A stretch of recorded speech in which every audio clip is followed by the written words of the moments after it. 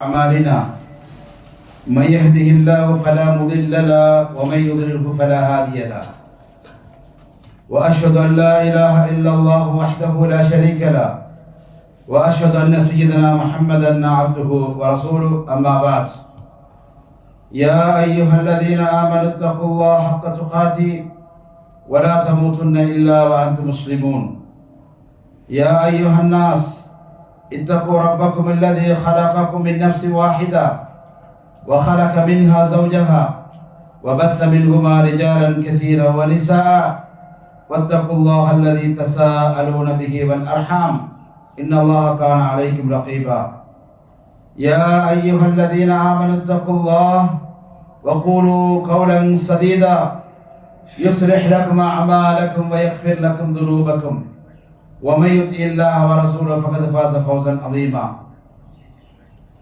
உலகை படைத்து இந்த உலகை ஆட்சி செய்யும் எல்லாம் வல்ல அல்லாஹ் சுப்ஹானஹு வ தஆலாவுக்கே புகழ் அனைத்தும் அல்ஹம்துலில்லாஹ்.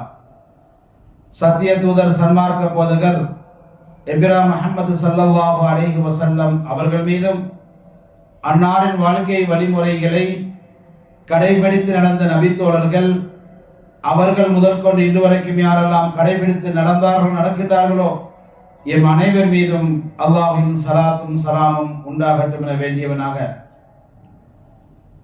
அல்லாஹ்வினால் கடமையாக்கப்பட்ட ஜும்ஆவை நிறைவேற்ற வந்திருக்கும் அல்லாஹ்வின் நல்லடியார்களே, அல்லாஹ் சுப்ஹானஹு வ தஆலா இந்த உலகிலே வாழும் பொழுது என்னென்ன காரியங்களை செய்யுமாறு எமக்கு ஏவிருக்கிறானோ அந்த கட்டளைகளை சரியாக செய்யுமாறும், என்னென்ன தீய செயல்களை செய்ய வேண்டாம் என்று தடை செய்திருக்கிறானோ அவைகளை விட்டு நீங்குமாறும் அல்லாஹ்வை பயந்து கொள்ளுமாறும் எனக்கும் உங்களுக்கும் வசியத் என்னும் நல்லுபதேசம் செய்து கொள்கின்றேன்.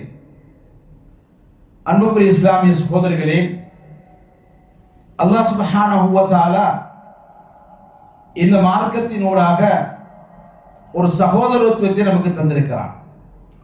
இஸ்லாத்தில் சகோதரத்துவம் என்பது மிக முக்கியமான ஒரு அமலாக இருக்கின்றது.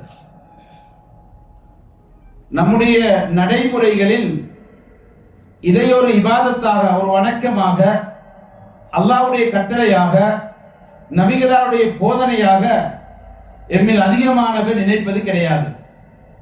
ஒரு மனித தன்மையாக சேர்ந்து வாழ்வதனால மனிதனுக்கு உபகாரமாக நடந்து கொண்டு நினைக்கின்றோமே தவிர இது அல்லாஹ்வுடைய கட்டளை, நபிகளாருடைய போதனை என்பதை நாங்கள் சரியாக புரிந்து கொள்ளவில்லை. எனவே இஸ்லாத்திலே சகோதரத்துவம் என்பது அல்லாஹ்வுடைய ஆகப்பெரிய ஒரு நிஅமத்தாக இருக்கின்றது. அல்லாஹ் நமக்கு கொடுத்திருக்கிற ஒரு பெரிய ஒரு பொக்கிஷம் அது. இந்த இஸ்லாத்தில் சகோதரத்துவம் இல்லை என்றிருந்தால் எத்தனையோ தீங்குகளையும் பல இழிவுகளையும் பல நஷ்டங்களையும் நாங்கள் மேற்கொள்ள வேண்டியிருக்கும். இந்த இஸ்லாத்தில் இருக்கின்ற இந்த சகோதரத்துவம் இது ஒரு ஈமானியத்தான ஒரு கோர்வையாக இருக்கின்றது. ராபிதா ஈமானியா என்று சொல்வார்கள். ஒரு ஈமான் ரீதியான ஒரு அன்பும் ஒரு பாசமும் ஒரு நட்பும் ஒரு ஈர்ப்பும் அதில் இருக்கின்றது. அதனால தான் உலகிலே எங்கு சென்றாலும் ஒரு முஸ்லிமானோ என்பதை கண்டால் அவரை சந்திக்க நாங்கள் விரும்புகின்றோம். ஒரு முஸ்லிமானுக்கு எங்கேயாவது ஏதோ தெருவில் ஒரு சந்து பந்திலையும் கூட ஒரு முஸ்லிமுக்கு ஒரு தீங்கு ஏற்படும் போதும் கூட எங்களுடைய உள்ளம் துடிக்கின்றது, கண்ணீர் வருகின்றது, மனம் சஞ்சலப்படுகின்றது. ஏன்? அந்த ராபிதா ஈமானியா என்று சொல்லக்கூடிய ஒரு ஈர்ப்பு இந்த இஸ்லாமிய சகோதரத்தில் இருக்கின்றது. அன்புடைய சகோதரர்களே, ஒரு முஸ்லிம் இன்னொரு முஸ்லிமுக்கு சகோதரன் என்பதை தன்னுடைய குடும்பத்தை விட அது ஒரு சகோதரத்துவமாக இருக்கின்றது.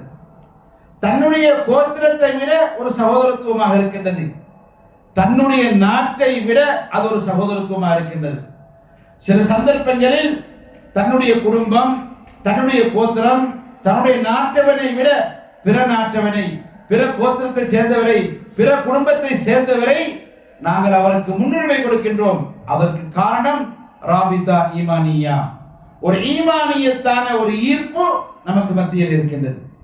எனவேதான் இஸ்லாத்திலே சகோதரத்துவம் என்பது அல்லாஹ்வையும் அல்லாஹ்வுடைய ரசூலையும் எத்தனை பிரிவுகள் இருந்தாலும், சில சில கருத்து வேறுபாடுகள் இருந்தாலும், சில சில மாற்றங்கள் நமக்கு மத்தியில் ஏற்பட்டாலும் கூட அல்லாஹ்வை ஏற்றுக்கொள்வது என்கிறதிலே பிரிவினை கிடையாது. ரசூலை ஏற்றுக்கொள்ள பிரிவினை கிடையாது. அந்த இடத்திலே பெரிய ஒரு ஒற்றுமையை அங்கே காண்பிக்கப்படுகின்றது. எனவே அன்புள்ள இஸ்லாமிய சகோதரர்களே, இன்னமல் முஃமினூன இஹ்வத்துன், அல்லாஹ்வுடைய கட்டளை, அல்லாஹ்வுடைய போதனை, மூமின்களை நீங்க ஒவ்வொருத்தருக்கு நீங்க சகோதரன். உங்களோட பிறந்தவருக்கு நீங்கள் எவ்வாறு உரிமை கொடுக்கின்றீர்களோ, எவ்வாறு அவருக்கு சலுகை கொடுக்கின்றீர்களோ, அவர்கள் தன்னுடைய உறவு என்பதை நினைப்பதை போன்று அல்லாஹ்வை ஏற்றிருக்கின்ற ஒவ்வொரு மூமினுக்கும் நாங்கள் ஒவ்வொருத்தவனுடைய சகோதரன், அவனுக்கு எந்த தீங்கும் ஏற்படக்கூடாது, அவனுக்கு உயர்வு ஏற்பட வேண்டும் என்ற அந்த சிந்தனை நமக்கு இருக்க வேண்டும். அன்புள்ள சகோதரர்களே, நிறங்கள் மாறுபடுகின்றன. உலகத்திலே மனிதர்களை சிவப்புள்ளவர்களாக, வெள்ளையானவர்களாக, கருப்பு நிறம் உள்ளவர்களாக, வெண்மையானவர்களாக, பல பல நிறங்கள் உள்ளவர்களாக இருந்தாலும், பாஷையிலே மாறுபட்டு இருந்தாலும், ஒவ்வொரு நாட்டுக்கும் ஒவ்வொரு பகுதிக்கும் சில மொழிகள் இருக்கின்றன. அந்த மொழிகளிலே நாங்கள் மாறுபடுகின்றோம். சில பகுதிகளில் நாங்கள் மாறுபடுகின்றோம். நாட்டுக்கு நாங்கள் வித்தியாசம் அடைகின்றோம்.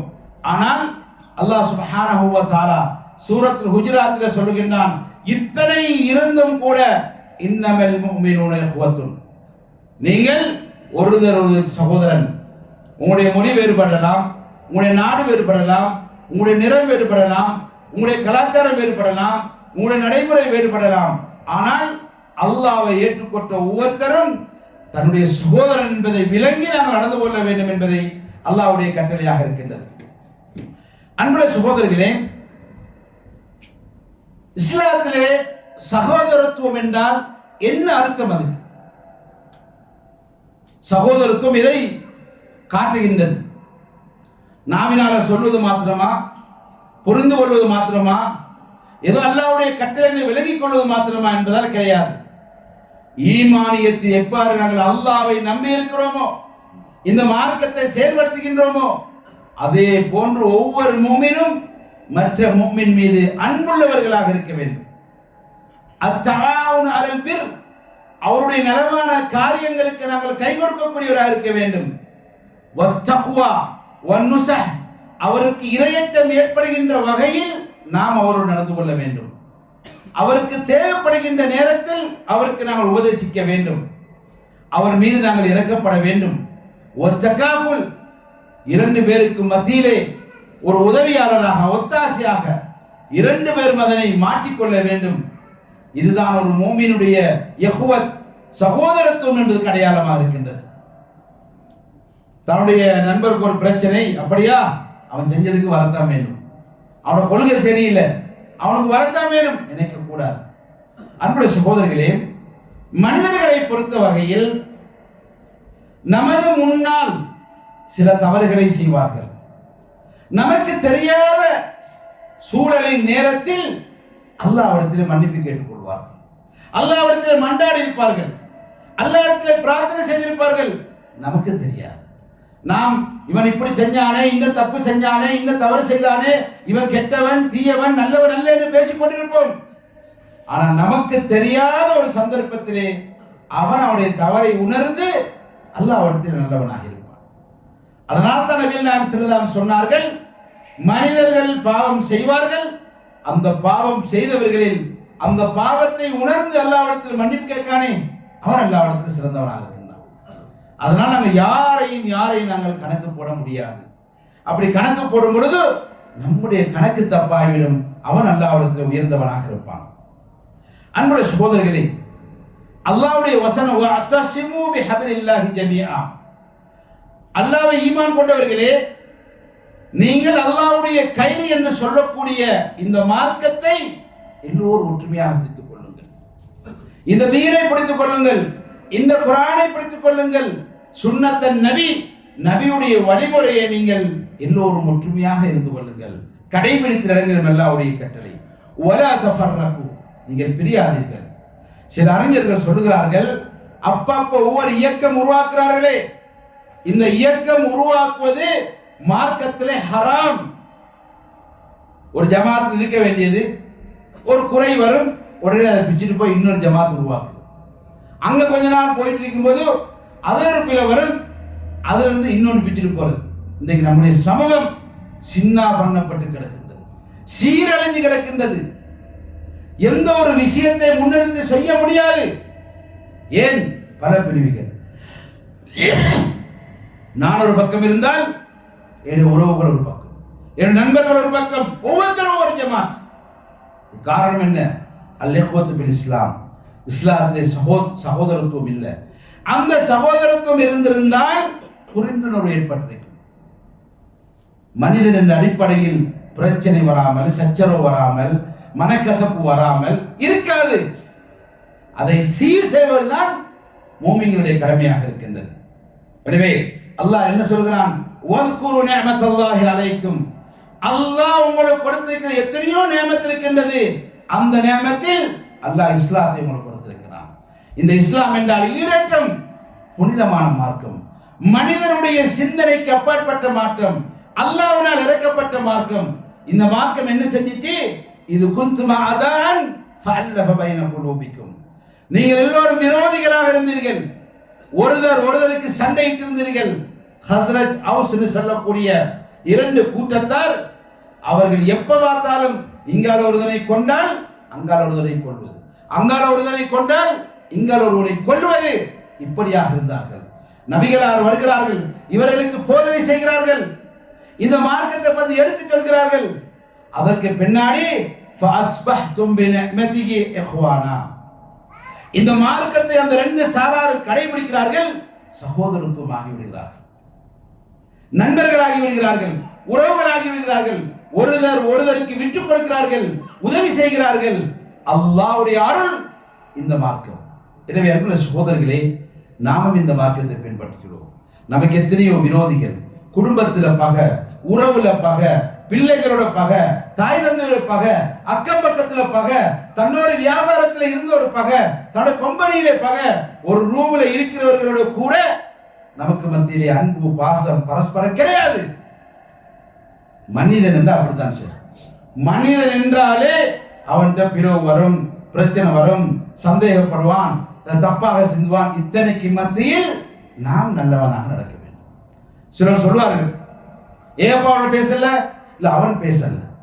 சரி, அவன் பேசாததை நீ தப்பு கொள்வதாக இருந்தால் நீ பேசாம இருக்கி, அவன் பேசல நம்ம பேசுவோம், அவர் சலாம் சொல்லவில்லை என்றால் நம்ம சலாம் சொல்லுவோம்.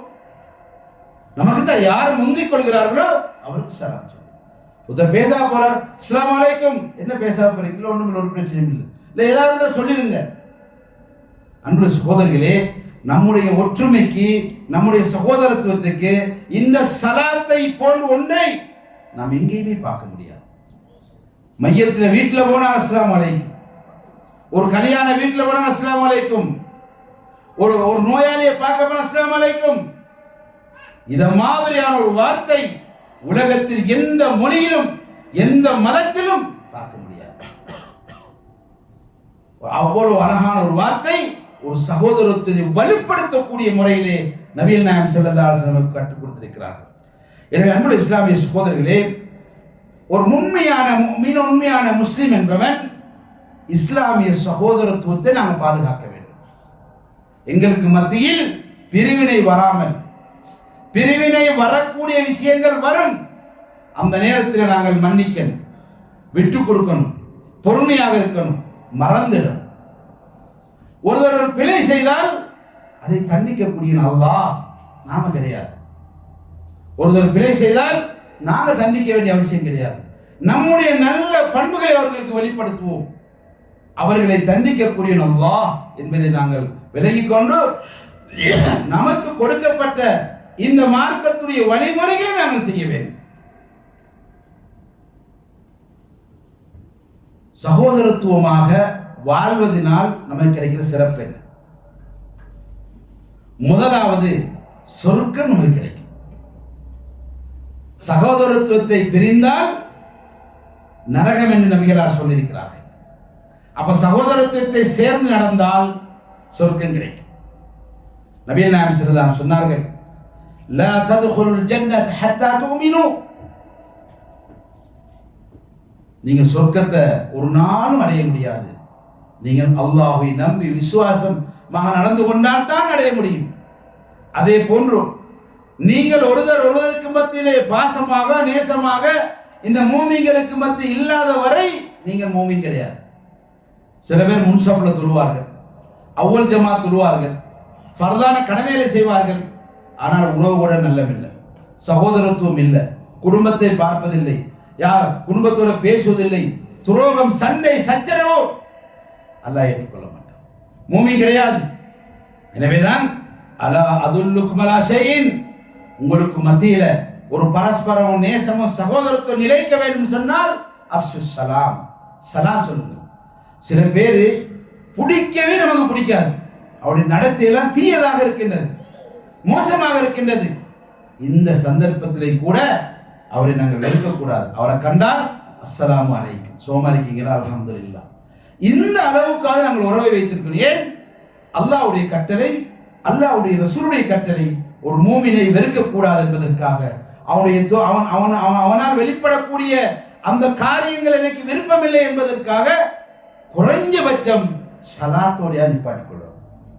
சலாம் சொல்றது அளவுக்காவது அந்த சகோதரத்தில் இருக்க வேண்டும் என்பதை அல்லாஹ்வுடைய ரசூல் ஸல்லல்லாஹு அலைஹி வஸல்லம் போதனை நாம் விலகிக் கொள்ளக்கூடியதாக இருக்கின்றது.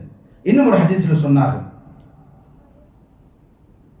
ஒரு இஸ்லாமியர் ஒரு மூமின் இன்னொரு மூமினை நேசிக்கும் பொழுது அல்லாஹ் இதனை நேசிக்கின்றான், நற்கூலி வழங்குகின்றான்.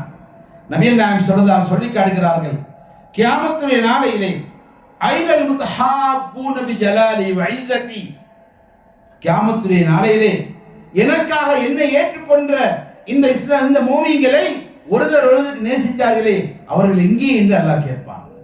அந்த நாள் கடூரமான நாள், மிகவும் நெருப்பான நாள், வெயில் கொடுமையாக இருக்கின்ற நாள். அந்த நாளையிலே அதல்லஹுமுல்லாஹு ஃபி ظில்லி, அல்லாஹ் சுப்ஹானஹு வ தஆலா தனது நிழலில் இருந்து அவர்களுக்கு நிழல் வழங்குகின்றான். லா ظில்ல இல்லா ظில்லி, எனது நிழல் இல்லாத அந்த நாளையில் நான் அவர்களுக்கு நிழல் வழங்கு. யாரு? சகோதரத்துவம் வாழ்ந்தவர். சுப்ஹானல்லாஹ், இவ்வளவு பெரிய அமலா, செலவில்லாத சிரமம் இல்லாத ஒரு மூமினை நேசிக்கும் பொழுதோ, சேர்ந்து வாழும் பொழுதோ, சகோதரத்தை பேணும் பொழுதோ அல்லாஹ் மறுமையிலே அல்லாஹ்வுடைய நிழலை கொடுக்கின்றான், செலவில்லாமல். அன்புடைய சகோதரர்களே, சில இபாதத்துக்களை அல்லாஹ் நமக்கு இப்படி கொடுத்திருப்பது அல்லாஹ்வுடைய ஃபضل. அல்லாஹ் எப்படியாவது அவனுடைய அருளில் நம்மளை சேர்த்துக் கொள்ள விரும்புகின்றான். அப்ப நாம் அதுக்காக முயற்சிக்க வேண்டும். ஒரு சாதாரண சின்ன சின்ன விஷயங்களுக்காக கோபித்துக் கொண்டு சண்டை போட்டுக்கொண்டு வருஷக்கணக்கில் மாசக்கணக்கில் எல்லாம் நாங்கள் ஒரு வஞ்சகத்தோடு வாழக்கூடிய சூழலை விட்டு மாற்றி ஒரு மூமினுடைய நல்ல சலீமான உள்ளமாக எங்களுடைய உள்ளத்தை நாங்கள் ஆக்கிக் கொள்ள வேண்டும். இன்னும் ஒரு ஹதீஸ்ல சொன்னார்கள், ஈமானிலே மிக உறுதியானவர்கள் யார், உறுதியான ஈமான் உள்ளவர்கள் யார் என்று பார்க்கும் பொழுது அல் ஹுப்பு ஃபில்லாஹ் வல் புக்து லில்லாஹ், அல்லாஹ்வுக்காக ஒருத்தர் கோபிக்கணும், அல்லாஹ்வுக்காக ஒருத்தரை நேசிக்க வேண்டும். அல்லாஹ்வுக்கு ஒருத்தர் மாறு செய்கிறான் என்றால் அவன் நாங்கள் கோபிக்கணும். நீ செய்த தப்பு வெறுப்பது கிடையாது, அவனை கோபிக்கணும். நீ செய்த தவறு அல்லாஹ்வுக்கு நீ மாறு செய்கிறாய் என்பதை நாங்கள் அவனுக்கு உணர்த்த வேண்டும். அதே போன்று அல்லாஹ்வுடைய கட்டளை அல்லாஹ்வுக்காக வேண்டியே தன்னை ஆக்கிக்கிட்டார், அவனை நாங்கள் நேசிக்க வேண்டும். இவன் ஒரு பைத்தியக்காரன், உலகம் தெரியாதவன், இந்த காலத்தில் எவ்வளவு சம்பாதிக்க எவ்வளவு வாழணும், அல்லாஹ் அல்லான்னு சாவுறானே, இவனுக்கு ஒரு லூசின் நம்ம அப்படி நினைக்க கூடாது. அவன் மீது அவன் அல்லாஹ்வை நாடுகிறான், அல்லாஹ்வுடைய அருளை நாடுகிறான், சொர்க்கத்தை நாடுகிறான். எனவே அவன் நாங்கள் நேசிக்க வேண்டும். எனவே அல்லாஹ்வுக்கு மாறு செய்வதை காணும் பொழுது நமக்கு கோபம் வரணும், அல்லாஹ்வுடைய கட்டளை நிறைவேற்றுவதை காணும் பொழுதோ நமக்கு அதன் மீது ஒரு அன்பு நட்பு வரணும். அது ஈமானுடைய அடையாளமாக இருக்கின்றது. அன்புள்ள இஸ்லாமிய சகோதரர்களே, அதே போன்று ஒரு முஸ்லிம் இன்னொரு முஸ்லிமுக்கு கடமைகள் இருக்கின்றது. அந்த கடமைகளை நாங்கள் சரியாக செய்ய வேண்டும். சலாம் சொல்லணும், அவர் ஒரு தாவத்து கொடுத்து அதை ஏற்றுக்கொள்ளணும், அவர் தும்மினால் அதுக்காக நாங்கள் பதில் சொல்லணும். அதே போன்று அவர் நோய்வாய்ப்பட்டிருந்தால் அந்த நோயை போய் நாங்கள் விசாரிக்க வேண்டும். அவருக்கு ஏதாவது தேவை ஏற்பட்டிருந்தால் அவருக்கு நாங்கள் உபதேசம் செய்ய வேண்டும். அவர் மரணித்து விட்டால் அந்த மரணத்தை நாங்கள் பின்துயர வேண்டும். மரணத்துக்கு பின்னால் செய்ய வேண்டிய காரியங்களை நாங்கள் ஈடுபட வேண்டும். இதுவெல்லாம் ஒரு முஸ்லிம் இன்னொரு முஸ்லிமுக்கு செய்யக்கூடிய கடமையாக இருக்கின்றது. எனவே அன்புள்ள இஸ்லாமிய சகோதரர்களே, சகோதரத்துவம் என்பது மிக முக்கியமான ஒரு அமலாக இருக்கின்றது. அல்லாஹ்வுடைய கடமைகள் இதர ஏனைய இபாதத்துக்கள் அவைகள் நாங்கள் முழுமையாக செய்தாலும் கூட சகோதரத்துவத்திலே நாங்கள் தீங்கு செய்துவிட்டோம் சொன்னால், சரியாக கடைபிடிக்கவில்லை என்றிருந்தால் ஏனைய இபாதத்துக்களும் நமக்கு பாத்திலான நன்மையற்றதாகிவிடும். எல்லாம் அல்லாஹ் சுப்ஹானஹு வ தஆலா நம் அனைவருக்கும் அருள் புரிவானாக, ரஹ்மத் செய்வானாக, எம்முடைய அமல்களை ஏற்றுக்கொள்வானாக. வல்ஹம்துலில்லாஹி ரப்பில் ஆலமீன்.